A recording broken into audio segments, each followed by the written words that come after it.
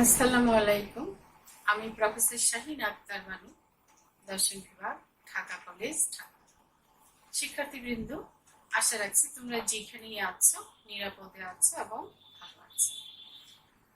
আমি গত দুটি ক্লাস অবৈধতার উপর ক্লাস নিয়েছি।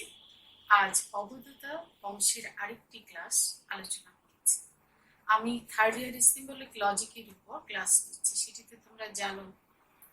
আর সিম্বলিক লজিকের সিলেবাসটা সম্পর্কেও তোমরা জানো যে এটি দুটি অংশ। একটি ছিল বাচনিক কলনের অংশ, যেটি আমি অনেক আগেই অনেকগুলো ক্লাসের মাধ্যমে শেষ করেছি। আর একটি হচ্ছে বিধেয় কলনের অংশ, প্রেডিকেট ক্যালকুলাস। এটিও কিন্তু আমরা গত কয়েকটি ক্লাস শেষ করেছি। আমরা এখন শেষের পর্যায়ে আছি। তবে আমাদের আজকের আলোচনাটি হচ্ছে অবৈধতা প্রমাণ। আমরা বিধেয় কলনের মানকাত্মক অংশে যুক্তির বৈধতা নিয়ে আলোচনা করেছি। তোমরা যদি কোর্স টাইটেলটি দেখো বা টপিকের অংশটি দেখো, তাহলে দেখবে যে সেখানে ছিল মানকাত্মক বিধিমালা প্রয়োগ করে যুক্তির বৈধতা প্রমাণ করা। কিন্তু অবৈধতা অংশ, এখানে তো অবৈধতা শব্দটি আছে, কাজে বৈধতা আর অবৈধতা দুটি জিনিস কিন্তু এক না। এই দুটি জিনিস যে এক না, এই বিষয়টি কিন্তু তোমরা অনেকেই বুঝো না বলেই কিন্তু তোমরা আনসার করতে পারো না। বৈধতা নিয়ে আলোচনা শেষ হয়েছে, আমরা অবৈধতা অংশ নিয়ে আলোচনা করব। অর্থাৎ যুক্তির মধ্যে যে অবৈধ যুক্তিগুলো আছে, সেই অবৈধ যুক্তিগুলো কিভাবে আমরা প্রমাণ করতে পারি সে অংশটি নিয়ে আমরা আলোচনা করব। এখন দেখো, এই যে অবৈধতা, এই অবৈধতা প্রমাণ করার দুটি পদ্ধতি কিন্তু আছে। একটি পদ্ধতি তোমাদের সাথে আমি আগে আলোচনা করে এসেছি বাচনিক কলনে। খেয়াল করে দেখো যে বাচনিক কলনে আমরা সত্য সারণীর মাধ্যমে কিছু কিছু যুক্তি বৈধতা আলোচনা করে এসেছি। সেখানে কি কি ছিল? সেখানে অনেক কিছু ছিল। শর্ট ট্রুথ টেবিল ছিল, ট্রুথ টেবিলের মাধ্যমে বৈধতা অবৈধতার নির্ণয় পদ্ধতি ছিল না? এখন দেখো, বাচনিক কলনের মাধ্যমে অবৈধ যুক্তির অবৈধতা প্রমাণ করার চেষ্টা করা যায়। আবার বিধেয় কলনের মাধ্যমে মানে কি? এই যে দেখো, সত্য সারণীর মাধ্যমে অবৈধতা নির্ণয় করা যায়। আবার বিধেয় কলনের সবচেয়ে জনপ্রিয় মাধ্যম হচ্ছে সংক্ষিপ্ত সত্য সারণী। বিধেয় কলনের সবচেয়ে জনপ্রিয় মাধ্যম হচ্ছে সংক্ষিপ্ত সত্য সারণী, শর্ট ট্রুথ টেবিল। এই ট্রুথ টেবিলের সাথে কিন্তু তোমরা বাচনিক কলনেও পরিচিত ছিলে। আমি সেখানে দুটি ক্লাস নিয়েছি। তোমরা অবশ্যই যদি এই অংশটি বুঝতে চাও, তাহলে সেই অংশটি একটুখানি দেখে এসো বা শিখে এসো। তাহলে খেয়াল করো শিক্ষার্থীরা, যে আমাদের যে যুক্তিতে সিম্বলিক লজিকের যে যুক্তিগুলো আছে, সেই যুক্তিগুলোর যে অবৈধতা নির্ণয় করতে হয়, সেই অবৈধতা আমরা দুটি পদ্ধতিতে করতে পারি। একটি হলো বাচনিক কলনে, সেই কলনে সত্য সারণীর মাধ্যমে অবৈধতা নির্ণয় করা যায়, বৈধতা নির্ণয় করা যায়। আবার সংক্ষিপ্ত সত্য সারণীর মাধ্যমেও করা যায়। কিন্তু বাচনিক কলনেও এরকম দুটি পদ্ধতি অনুসরণ করা হয়। সত্য সারণীর সাহায্যেও অবৈধতা নির্ণয় করতে হয়। আবার এই বিধেয় কলনের মাধ্যমটি হচ্ছে সংক্ষিপ্ত সত্য সারণী। এই সংক্ষিপ্ত সত্য সারণীর মধ্যে আবার দুটি প্রক্রিয়া আছে। একটি হচ্ছে এক সত্তা বিশিষ্ট যুক্তি, আর একটি হচ্ছে একাধিক সত্তা বিশিষ্ট যুক্তি। তাহলে বোঝা গেল যে বিধেয় কলনের যে যুক্তিগুলো থাকে, সেই যুক্তিগুলোর অবৈধতা নির্ণয় করার জন্য এখানেও সত্য সারণী ব্যবহার করা হয়, আবার সংক্ষিপ্ত সত্য সারণী ব্যবহার করা হয়। এই সংক্ষিপ্ত সত্য সারণীতে আমরা যুক্তি দুটি প্রক্রিয়া আবার দেখতে পাবো। একটি হচ্ছে এক সত্তা বিশিষ্ট, আর একটি হচ্ছে দুই সত্তা বা একের অধিক সত্তা বিশিষ্ট যুক্তি। এখন দেখো, সংক্ষিপ্ত সত্য সারণীর যে এক সত্তা বিশিষ্ট যুক্তি ও একাধিক সত্তা বিশিষ্ট যুক্তি দিয়ে যে অবৈধতা নির্ণয় করা হয়, সেখানে কিছু বক্তব্য আছে। এই বক্তব্যটি আমি সংক্ষিপ্ত আকারে এখানে নিয়ে এসেছি, তোমাদের এটি বুঝতে হবে। খেয়াল করো, ভিডিও কলোনির ক্ষেত্রে জগৎ শূন্য নয়। অর্থাৎ ভিডিও কলোনি কি করা হয়? ভিডিও কলোনি অসংখ্য অদৃশ্য ব্যক্তি বা সংখ্যার প্রতিনিধি হিসাবে এক্স কে সার্বিক মানক হিসাবে এবং যে কোনো একটা কিছুকে এক্স এর বিপরীতে ই এক্স মানক হিসাবে কিন্তু প্রতিনিধিত্বকারী চিহ্ন হিসাবে গ্রহণ করে। এই দুটি কিন্তু তোমাদের মনে রাখতে হবে। এবং এই দুটি চিহ্নকে লজিশিয়ানরা গ্রহণ করে পৃথিবীর সব কিছুকে প্রমাণ করার চেষ্টা করেছেন প্রতিকায়নের মাধ্যমে। এবং তারা এই জগৎকে, অর্থাৎ এই জগৎস্থ যে সত্তাগুলো আছে, এই সত্তাগুলোর মাধ্যমে এক সত্তা এবং একের অধিক সত্তা, এই দুই রকম প্রক্রিয়ায় সত্তা নির্বাচন করে প্রতিকায়ন করে এক্স এবং ই এক্স এর প্রতিনিধি হিসাবে এদেরকে বা এদের যুক্তি প্রক্রিয়াকে অবৈধ বা বৈধ প্রমাণ করার চেষ্টা করে। ফলে কি হয়েছে? এই জগৎকে কিন্তু শূন্য হিসাবে লজিশিয়ানরা মনে করেন না। জগৎ শূন্য নয়, জগতে কমপক্ষে একটি ব্যক্তি বা বস্তু, ইন্ডিভিজুয়াল আর থিং আছে। যে জগৎ কিন্তু শূন্য নয়, জগতে কমপক্ষে একটি ব্যক্তি বা বস্তু আছে। তবে এই প্রাক স্বীকৃতিটি সীমিত সংখ্যক ক্ষেত্রে প্রয়োগ করা যায়। সীমিত সংখ্যক কি? জগতের যে অসংখ্য সংখ্যা বা অসংখ্য সংখ্যার প্রতিনিধি হিসাবে যে একক একটি আইডেন্টিটি হিসাবে এক্স কে সার্বিক মানক হিসাবে চিহ্নিত করা হয় বা ইএক্স কে যে বিশেষ মানক হিসাবে চিহ্নিত করা হয়, এগুলো কিন্তু অসংখ্য সংখ্যাকে কিন্তু অসংখ্য ভাবে কিন্তু ব্যাখ্যা করেন না, এগুলো সীমিত ক্ষেত্রে ব্যবহার করা হয়।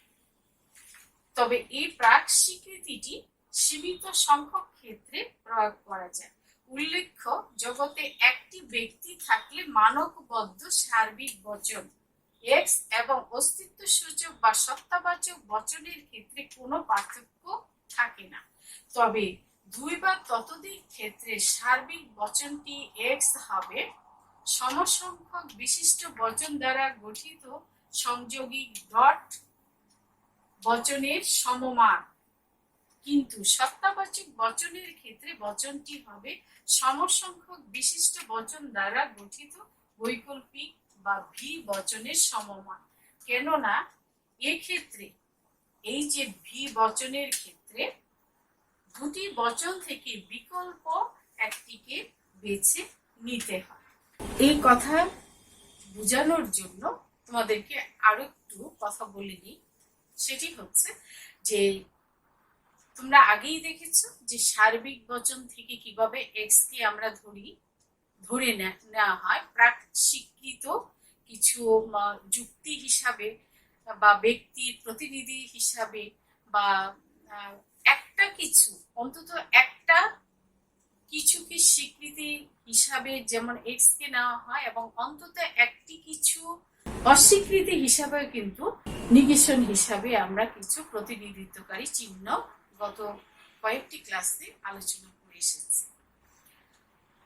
আসল কথা হলো আমরা কিন্তু এখন কোয়ান্টিফিকেশন রুলসে নেই, মানকাত্মক রুলসে নেই। আমরা যে মানকাত্মক রুলস চারটি পেয়েছিলাম, ইআই, ইজি, ইউআই, ইউজি, ওই অংশগুলো কিন্তু এই অবৈধতা প্রমাণের, তোমরা খেয়াল করবে, অবৈধতা প্রমাণের ক্ষেত্রে কিন্তু প্রয়োগ করা হবে না। আমরা কিন্তু এখানে আলোচনা করব সংক্ষিপ্ত সত্য সারণীতে যে প্রক্রিয়ায় আমরা যুক্তির অবৈধতা নির্ণয় করার বা বৈধতা নির্ণয় করার চেষ্টা করেছি, ঠিক তেমনি ভাবে আমরা এখানে বৈধতা অবৈধতা নির্ণয় করব। কাজেই কোয়ান্টিফিকেশনের ওই অংশটি নেই। কিন্তু তাই বলে কি কোয়ান্টিফিকেশন একেবারেই বাদ গিয়েছে? তা কিন্তু না। প্রেডিকেট ক্যালকুলাসের এক্স কিভাবে এসেছে, ওয়াই কিভাবে এসেছে, বা সত্তাবাচক বচন বা ইএক্স, যেটা এই যে দেখো ইএক্স, তাই না, এই যে এক্স কিভাবে তৈরি হয়েছে, সার্বিক বচন কিভাবে তৈরি হয়েছে, বিশেষ বচন কিভাবে তৈরি হয়েছে, এই হর্ষ চিহ্নটা সার্বিক অপেক্ষক হিসেবে আমি তোমাদের কিন্তু দেখিয়েছিলাম যে সার্বিক অপেক্ষক হিসেবে হর্ষ, বচন ও বচনাপেক্ষক ক্লাসে খুব সম্ভবত আমি এই হর্ষ চিহ্নটা বলেছিলাম, এটি সার্বিক বচনের অপেক্ষক এবং এই ডট হচ্ছে বিশেষ বচনের অপেক্ষক, সেটি কিন্তু তোমাদের খেয়াল রাখতে হবে। কাজী মানকাত্মক বা মানকাত্মকের বিধিমালা এখানে ব্যবহৃত না হলেও, অবৈধত অংশে ব্যবহৃত না হলেও, আবার বলছি যে এখানে কিন্তু প্রেডিকেট ক্যালকুলাসে আমরা যে সার্বিক বচন ও এর মানক কিভাবে তৈরি হয়েছে সেই বিশ্লেষণটা, আর বিশেষ বচন ও এর মানক কিভাবে তৈরি হয়েছে এই অংশগুলো কিন্তু এখানে আলোচিত হবে এবং এই বচনগুলো কিন্তু তোমাদের চিনতে হবে। আরেকটা কথা, সংক্ষিপ্ত সত্য সারণীতে আমি কিন্তু বাচনিক কলনেও কিন্তু দুটি ক্লাস নিয়েছি। সেই দুটি ক্লাসের যে সিদ্ধান্ত কিভাবে ফলস করে আশ্রয় বচনকে কিভাবে সত্য করতে হয় বা টার্গেট কি, সেই অংশটি কিন্তু মনে রেখে কিন্তু এই অবৈধতা প্রমাণে আমরা সংক্ষিপ্ত সত্য সারণী ব্যবহার করব এবং এক সত্তা বিশিষ্ট যুক্তি কিভাবে তৈরি হয় এবং একাধিক সত্তা বিশিষ্ট যুক্তি কিভাবে তৈরি হয় সে বিষয়টি আজ আমি এখানে আলোচনা করব এবং আগামী ক্লাসে আমরা সেই অংশে যুক্তির প্রয়োগ দেখিয়ে অবৈধতা নির্ণয় করে তোমাদের দেখানোর পরে কিন্তু এই সিম্বলিক লজিকের উপর ক্লাস শেষ হবে। তো তাহলে আসো আমরা দেখি যে এই যে যুক্তিগুলো এগুলো কিভাবে তৈরি হয়েছে সেগুলো একটু দেখি। দেখো, এই এক্স তো তোমরা পেয়েছো প্রেডিকেট ক্যালকুলাসের সার্বিক বচন ও এর মানক থেকে কিভাবে আসে, হর্ষ কিন্তু তোমরা সেখানে বচন ও বচনাপেক্ষকের অংশে দেখেছো, তাহলে তোমরা এটি জানো। আর এই যে তিনটা বার দেখতে পাচ্ছ, ত্রিদার বাংলায় বলা হয় ত্রিবার সিম্বল, তাই না? এই অংশটি কিন্তু সেই প্রথম আমি আলোচনা করেছি। কাজী এই বচনটির সমমান কিভাবে এই বচনটি হয় বা এই বচনটির সমমান হিসাবে এই বচনটি কিভাবে হয়, এটা কিন্তু এক সপ্তাহের ক্ষেত্রে এটি কিন্তু তোমাদের বুঝতে হবে। এই অবৈধতা প্রমাণ কিন্তু তোমাদেরকে এক সত্তা বিশিষ্ট যুক্তিতে দেখাতে হবে, একাধিক সত্তা বিশিষ্ট যুক্তিতে দেখাতে হবে, কিন্তু তোমাদের তো আগে বুঝতে হবে যে এই বচনগুলো কি, এটা হচ্ছে সার্বিক, এটা হচ্ছে বিশেষ। এক সত্তা বিশিষ্ট বচন সার্বিকের ক্ষেত্রে এই বচনের সমান ত্রিদার মানে ত্রিবার সিম্বল, খেয়াল করে দেখো এক্স এর জায়গায় কি বসে গেছে, এই এ বসানো হয়েছে। এগুলো হচ্ছে এ কি, ছোট হাতের এ থেকে ডব্লিউ পর্যন্ত ব্যক্তি ধ্রুবক বসে, সেগুলো কিন্তু অনেক আগে বড় হাতের এ থেকে ডব্লিউ পর্যন্ত গুণবাচক অর্থে ব্যবহৃত হয়, এগুলো কিন্তু অনেক আগেই তোমরা শিখে এসেছো। এখন এই যে শিখে এসেছো এগুলোর অ্যাপ্লাই কিন্তু এখন তোমাদেরকে শিখাচ্ছি, কাজে এগুলো ভুলে গেলে চলবে না। তাহলে এটি হচ্ছে সার্বিক বচন এবং এই সার্বিক বচনে খেয়াল করে দেখো এটা যে হচ্ছে বি এক্স হর্ষ, এই হর্ষ কিন্তু হচ্ছে সার্বিক ফাংশন, তাই না? Universal function. কাজে এটা তো খুব সহজেই তোমরা মানকাত্মক বিধিমালায় দেখেছো যে সার্বিক বচন এইভাবে তৈরি হয় আর বিশেষ বচন এইভাবে তৈরি হয়।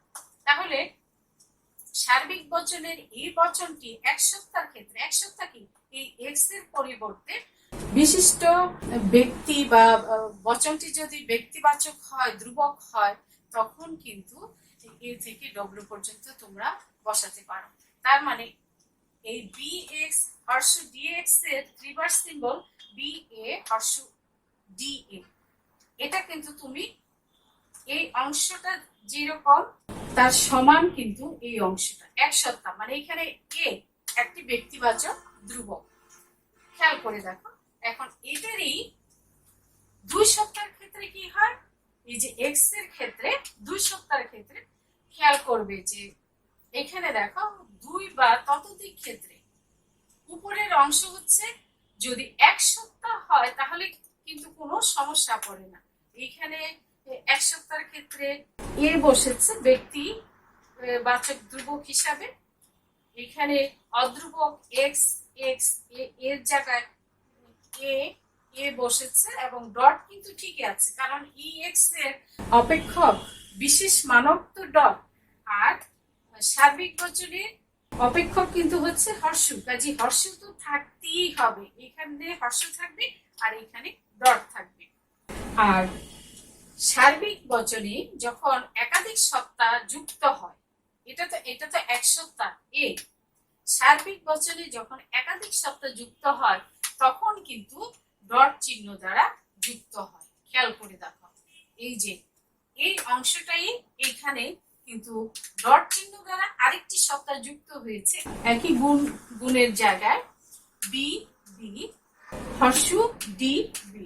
তোমরা একটু খেয়াল করলেই কিন্তু এই জিনিসটি বুঝবে, অর্থাৎ সার্বিক অপেক্ষকে ডট চিহ্ন দ্বারা যুক্ত হবে, কিন্তু বিশেষ অপেক্ষকে সমসংখ্যক অর্থাৎ এই বচনটির সমমান কিন্তু হচ্ছে এই বচনটি। খেয়াল করে দেখো, এখানে কিন্তু বিশেষের যে অপেক্ষক বা ফাংশন এই যে ডট, জাস্ট ডটে এইখানে কিন্তু ভি সিম্বল যুক্ত হবে, এই ব্যাখ্যাটুকু কিন্তু এইখানে আছে। খেয়াল করে দেখো, উপরের কথাটি হচ্ছে যে যদি এক সত্তা বিশিষ্ট হয় তাহলে তেমন কোনো সমস্যা হয় না, কিন্তু তবে দুই বা ততোধিক ক্ষেত্রে, এই যে এই ক্ষেত্রে সার্বিক বচনটি এক্স হবে সমসংখ্যক বিশিষ্ট বচন দ্বারা গঠিত সংযোগিক ডট বচনের সমমান। এই যে সমসংখ্যক, এখানে বি ছিল ডি ছিল, এখানেও বি আছে এখানে ডি আছে, কিন্তু ডট চিহ্ন দ্বারা অতিরিক্ত যে সত্তা বা বিশিষ্ট বচন যুক্ত হবে ডট চিহ্ন দ্বারা যুক্ত হবে, অর্থাৎ একটি সত্তার সাথে যখন আরেকটি সত্তা যুক্ত হবে সার্বিক বচনে তখন ডট চিহ্ন যুক্ত হবে, আর বিশেষ বচনে এসে একটি সত্তার সাথে যখন আরেকটি একাধিক সত্তা যুক্ত হবে তখন কিন্তু ভি সিম্বল দ্বারা যুক্ত হবে। কিন্তু সত্তাবাচক বচনের ক্ষেত্রে, মানে এই যে সত্তাবাচক মানে কি উল্টো ই এক্স বচনের ক্ষেত্রে বচনটি হবে সমসংখ্যক বিশিষ্ট বচন দ্বারা গঠিত বৈকল্পিক বা ভি বচনের সমমান, কেননা এক্ষেত্রে দুটি বচন থেকে বিকল্প একটিকে বেছে নিতে হয়, অর্থাৎ হয় এই অংশটাকে বেছে নিতে হয়, না হয় এই অংশটাকে বেছে নিতে হয়। সেই জন্য সত্তাবাচক বচনের ক্ষেত্রে একাধিক সত্তা যুক্ত হলে পরে কি হবে, ভি সিম্বল যুক্ত হবে। মনে করো যে এইখানে আরেকটি সত্তা, মনে করো সার্বিক বচনে আরেকটি সত্তা যুক্ত হবে, তখন কিন্তু ডট চিহ্ন দ্বারা বি সি হর্ষ ডি সি যুক্ত হবে। আর যদি সত্তাবাচকে আরেকটি সত্তা বা আরেকটি বচন বিশিষ্ট বচন যুক্ত হয় তখন কিন্তু হবে কি ভি সিম্বল চিহ্ন দ্বারা যুক্ত হবে, যেমন বি বি এ হয়ে গেল, বি হয়ে গেল, এখানে হবে, আমি একটু দেখাচ্ছি। এখন দেখো ব্যাপারটা, এক সত্তার ক্ষেত্রে এ শুধুমাত্র একটি ব্যক্তি সত্তা, একটি বিশিষ্ট ধ্রুবক বা ব্যক্তি সত্তা যুক্ত হয়েছে, এই জন্য সার্বিক বচনে এটির সমান এটি, আর বিশেষ বচনে এটির সমান এটি, একটি সত্তা এখানে এ, কিন্তু এর সাথে যখন একাধিক সত্তা যুক্ত হয়েছে, এই জায়গায় এ হয়েছে, এই জায়গায় বি হয়েছে, এই জায়গায় সি হয়েছে, দেখো সার্বিক বচনে ডট দিয়ে অতিরিক্ত সত্তাগুলো যুক্ত হয়, আর বিশেষ বচনে ভি সিম্বল যুক্ত হয়ে অতিরিক্ত সত্তাগুলো যুক্ত হয়। এই সত্তাগুলো কিভাবে পরবর্তী পর্যায়ে অ্যাপ্লাই করে অবৈধতা নির্ণয় করা যায় সে অংশটি আমরা নেক্সট ক্লাসে আলোচনা করব। শিক্ষার্থী বন্ধুরা, তোমাদের খেয়াল রাখতে হবে যে এটি কিন্তু মানকাত্মক বিধিমালা নয়, এখানে কিন্তু মানকাত্মক বিধির যে চারটি অংশ সেই অংশটি কিন্তু এখানে প্রয়োগ হবে না, এখানে প্রয়োগ হবে শর্ট অফ ট্রুথ টেবিলে বাচনিক কলনে যে নিয়ম অনুসারে সিদ্ধান্তকে মিথ্যা ধরে আশ্রয়বাক্যকে টার্গেট করেছি সত্য করা সেই বিধিটি, এবং এক সপ্তাহ এবং 2 সপ্তাহে এগুলো প্রয়োগ কিভাবে করতে হয় চিনতে হয়, আজ আমি সেগুলো চিনালাম এগুলো তো বচন ও বচনাপেক্ষক থেকে চিনেছ, সার্বিক বচন ও এর মানক কিভাবে তৈরি হয়, বিশেষ বচন ও এর মানক কিভাবে তৈরি হয়, এগুলো চিনে এসেছে। কাজেই আমি আশা রাখি যে আমাদের আগামী ক্লাসে অবৈধতা নির্ণয়ের যে যুক্তি প্রক্রিয়া, সেই যুক্তি প্রক্রিয়াটি খুব বেশি কঠিন মনে হবে না। আজ এই পর্যন্তই। আশা রাখি বোঝার চেষ্টা করেছ এবং বুঝেছ। একটু খেয়াল করলেই বুঝে যাবে আমি আশা রাখি। যেখানেই থাকো ভালো থাকো, নিরাপদে থাকো। আল্লাহ হাফিজ।